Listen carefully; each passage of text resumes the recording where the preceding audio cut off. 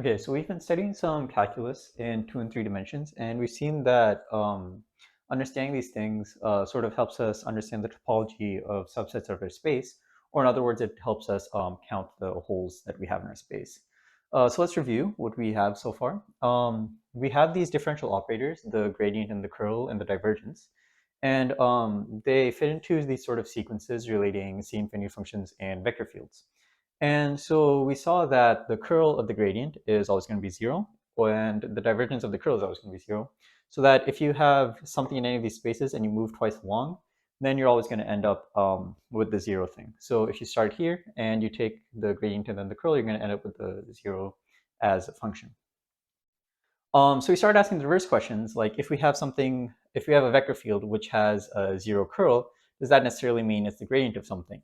Or if we have a vector field which has 0 divergence, does that necessarily mean it's the curl of something? And we saw that counterexamples to these come because our vector fields aren't defined on some subset of our space, and that sort of allows us to detect some holes that we have in our space.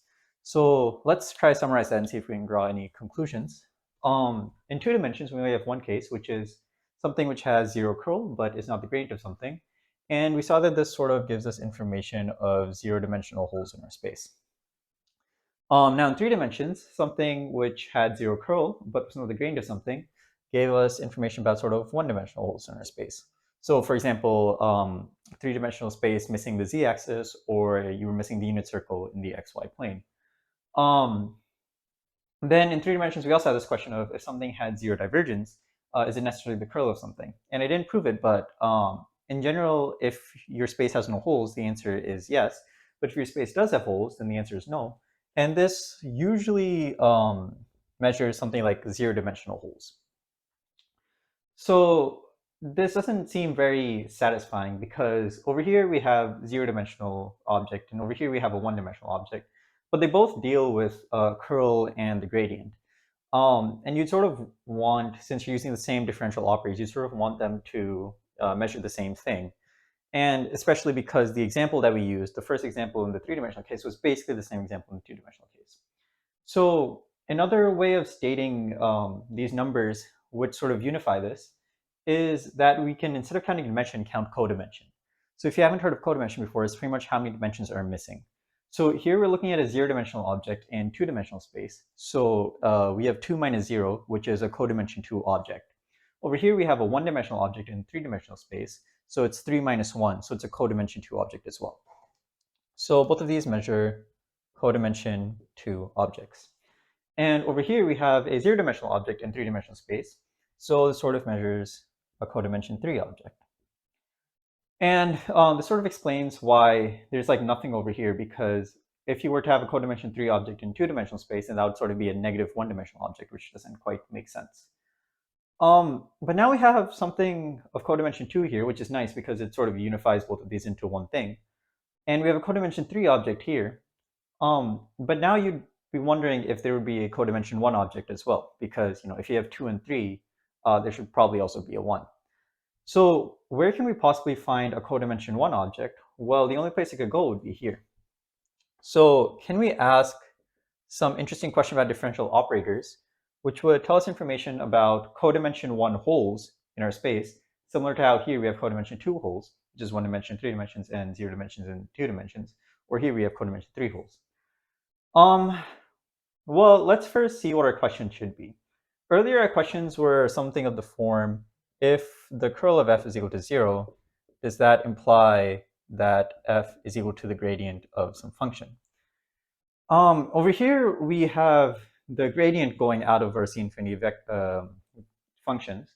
So what we can ask is, if the gradient of some function is equal to 0, then well, there's nothing exactly going into it. So we can't exactly ask, is f the something derivative of something else? But instead what we can do is we can say, okay, if we have something which has 0 gradient, what do we expect out of it? Well, it's pretty much saying that something has a derivative of 0, which means that it should be a constant. So we can ask, is f a constant function?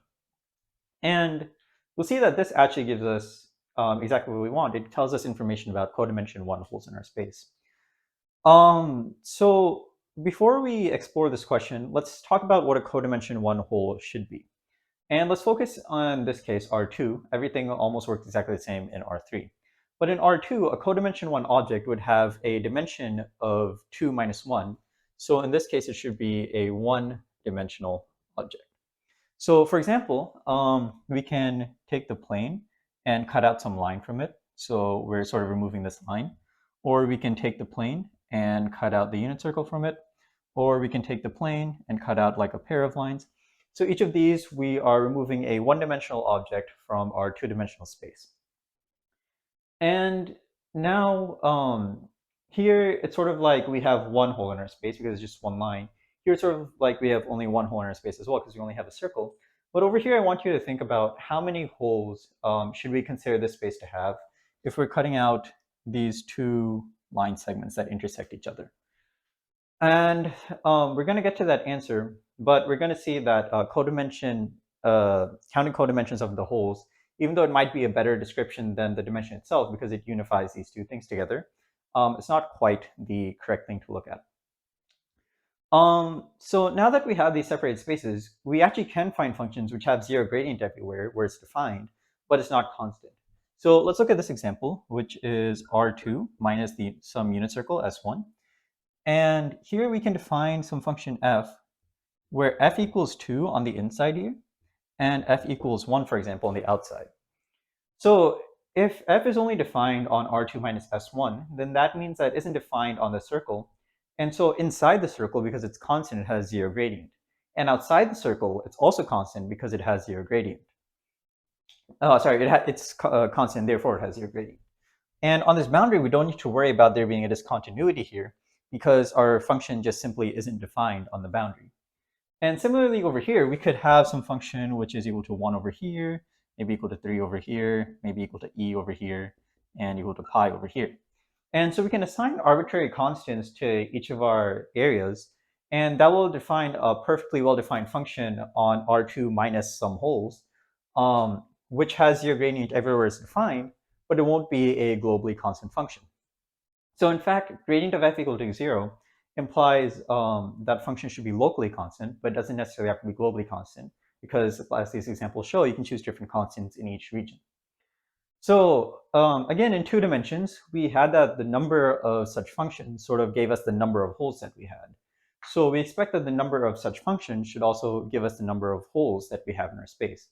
So let's see how we can quantify that. In this region, we could have, we could label these regions as maybe being region 1 on the inside and region 2 on the outside. And we can define some special functions which look like f1 of x is equal to 1 if x is inside region 1 and 0 if x is inside region 2. And f2 of x is equal to the opposite. So this is equal to 0 if x is inside region 1 and 1 if x is inside region 2.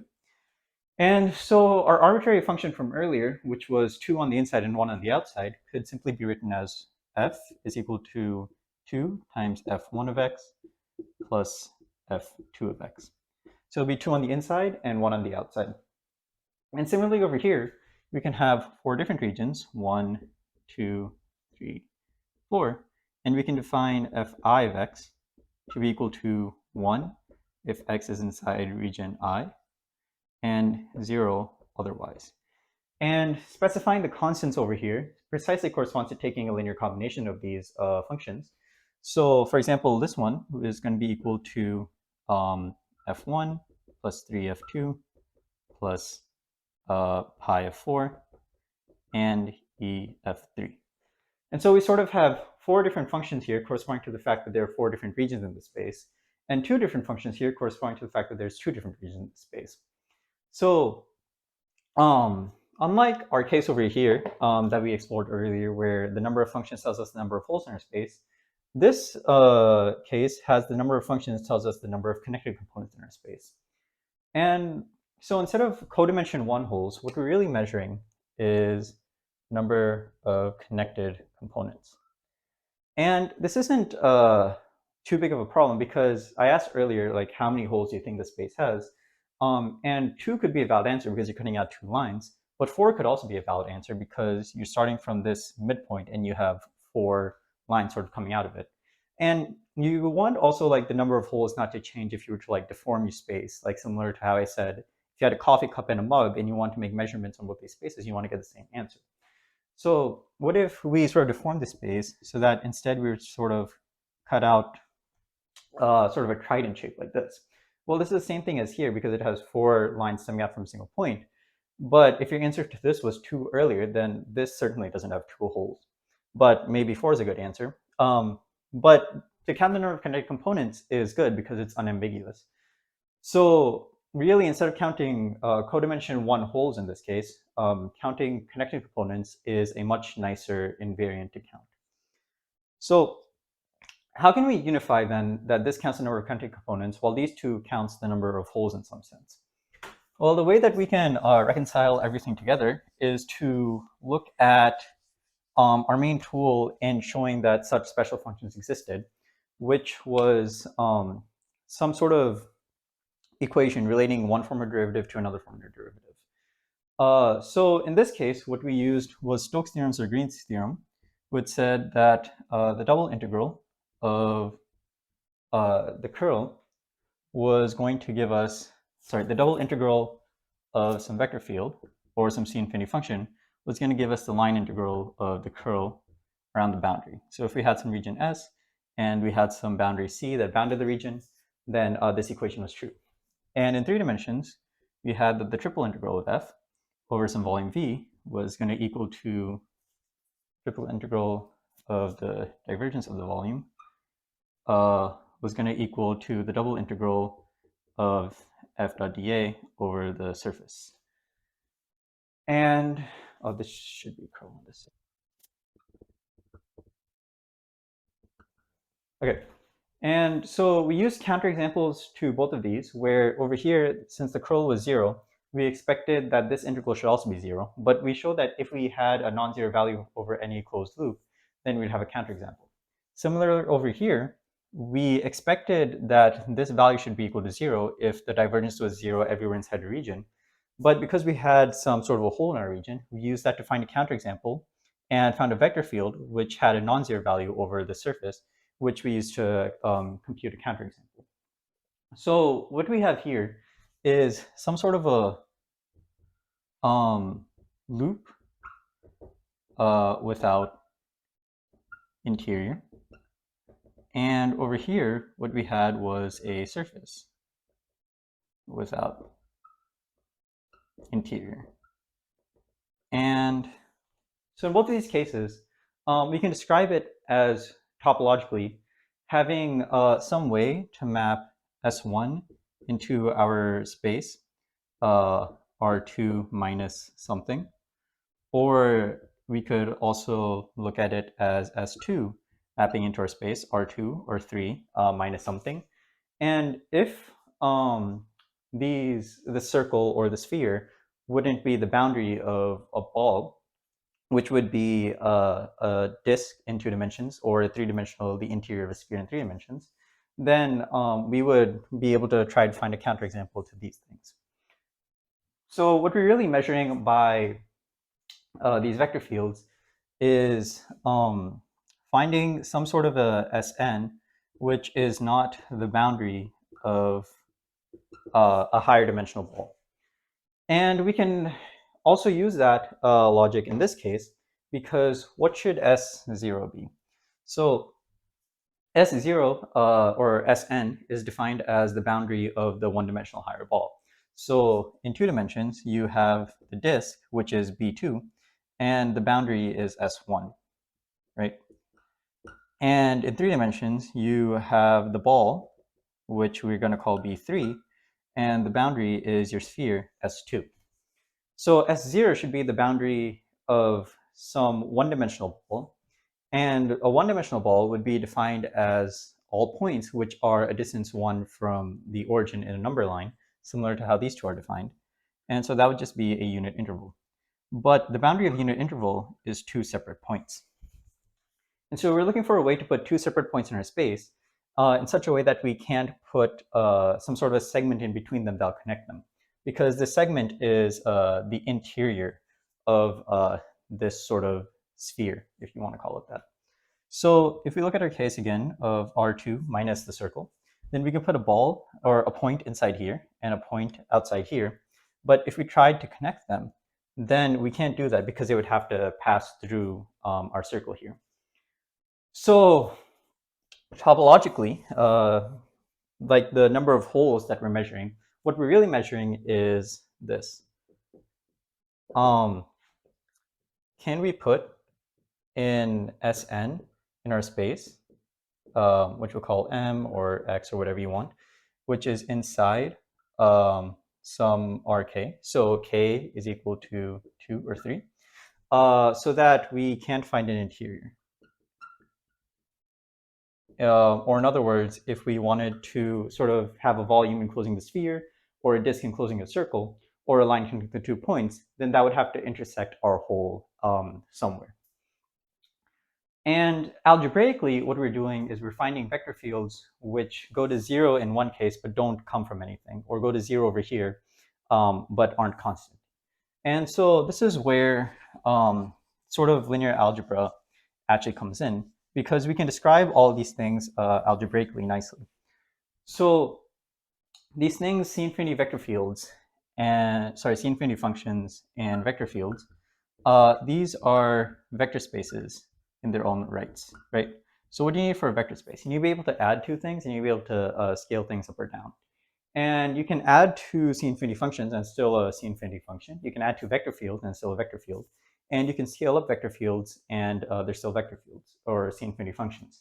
And so both of these form vector spaces. And these differential operators, the gradient, the curl, and the divergence, these form linear maps between vector spaces, right? Because, for example, if you were to take the gradient of the sum of two functions, then that's just the sum of the gradients of the two functions.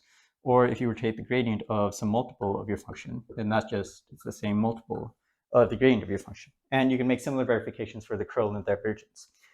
And when we say that we have something going to 0 for one of these, well, that should remind you of the kernel of some space. So the kernel of a space is also a vector space in its own right. So what we can look at is the kernel of the gradient or the curl or the divergence. And we can compare this to if it comes from one of the guys before. So what we're comparing that to is the image of the curl or the gradient. I guess I should put those in the other order.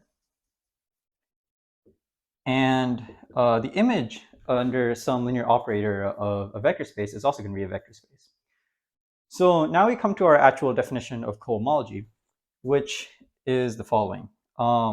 In 2 and 3 dimensions, we define the zeroth cohomology to be equal to the kernel of the gradient map, which says all functions which have a 0 gradient, and the one-dimensional cohomology to be the kernel of the curl modulo the image of the gradient, and the two-dimensional cohomology to be the kernel of the divergence modulo the image of the curl. And so to translate the language here, what we're saying is this is all spaces which have 0 gradient. This is all spaces which have 0 curl, which don't come from some sort of gradient. And this is all functions which have 0 divergence, which don't come from a curl.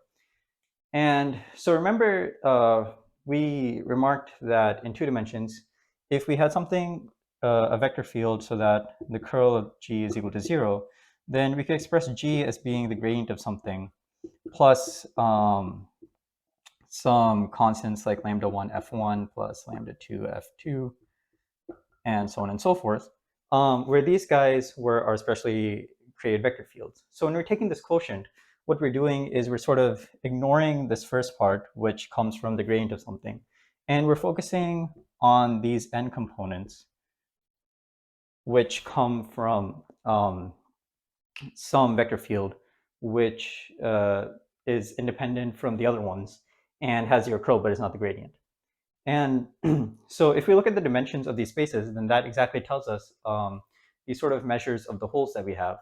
So in this case, the dimension of this first cohomology will tell us the number of circles that we can't sort of make as the boundary of some disk, or the dimension of the second cohomology will tell us some sphere that we can put into our space, which we can't have the dimension, the boundary of a ball, or in 0 dimensions, how can we put 2 points into our space, which is not the boundary of a line segment.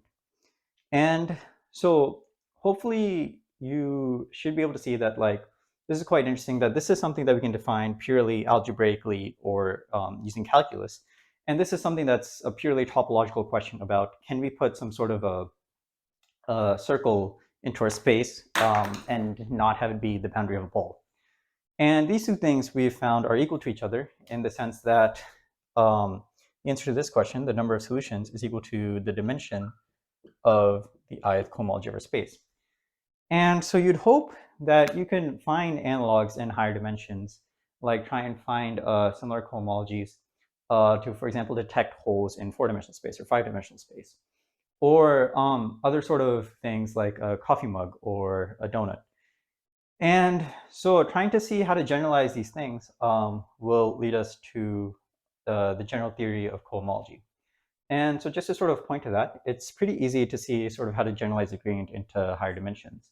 And maybe you can also see how to generalize the divergence into higher dimensions. But to generalize the curl is a bit more tricky. And so that's what we're going to be focusing on next.